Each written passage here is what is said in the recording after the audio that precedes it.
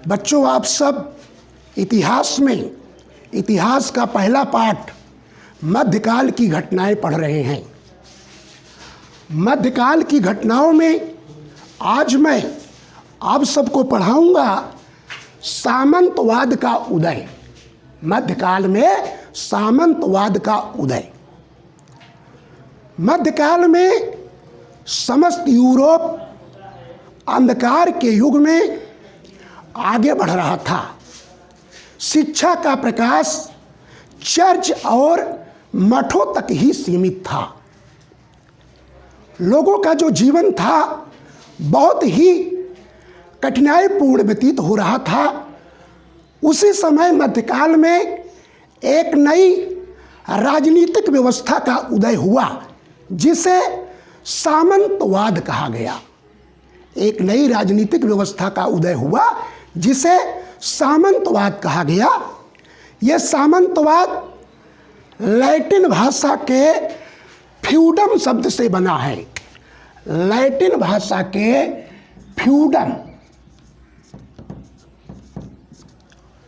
फ्यूडम शब्द से बना है, जिसका अर्थ होता है भूमि का वह टुकड़ा जो सेवा के बदले में दिया गया हो। लैटिन भाषा फ्यूडम, जिसका अर्थ है कि भूमि का वह टुकड़ा जो सेवा के बदले में दिया गया हो। राजा अपने उन सेवकों को जो युद्ध में या और किसी प्रकार की उनकी सेवा करते थे, उनको नगद वेतन देने की अपेक्षा भूमि का टुकड़ा दे देते थे। भूमि का टुकड़ा देने वाला व्यक्ति लॉर्ड कहलाता था।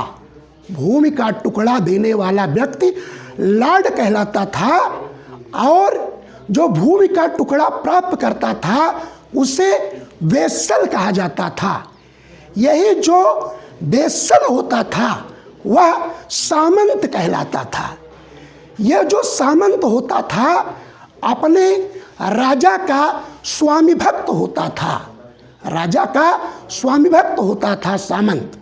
और ये सामंत जो जमीन राजा से प्राप्त करता था सेवा के बदले में, उसे भूमिहीनों और गरीब मजदूरों को जुताई करने के लिए, खेती करने के लिए माल गुजारी पर दे देता था, और उन लोगों से अधिक माल गुजारी वसूलता था। तो इसी व्यवस्था को मध्य युग में यूरोप में सामंतवाद का नाम दिया गया। तो प्यारे बच्चों, अगर आपसे कोई पूछे कि सामंतवादी व्यवस्था से आप क्या समझते हो, तो सिर्फ आप इतना बताइए कि सामंतवाद लैटिन भाषा के फ्यूडम शब्द से बना है।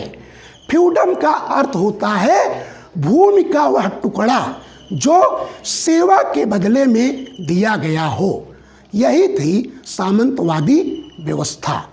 तो आप सब आज पढ़े कि सामंतवाद का उदय, सामंतवाद का उदय।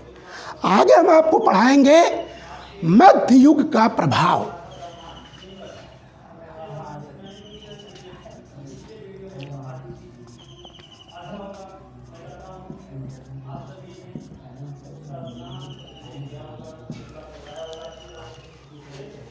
तो दूसरा टॉपिक है मध्यकाल का प्रभाव। मध्यकाल को दो भागों में बांटा गया है, पूर्व मध्यकाल और उत्तर मध्यकाल। पहला है पूर्व मध्यकाल और दूसरा है उत्तर मध्यकाल। पूर्व मध्यकाल में पाल, प्रतिहाल, राजपूत और चोलों ने शासन किया। पूर्व मध्यकाल में पाल, प्रतिहाल, चोल और राजपूतों ने शासन किया। उत्तर मध्यकाल दूसरा है उत्तर मध्यकाल।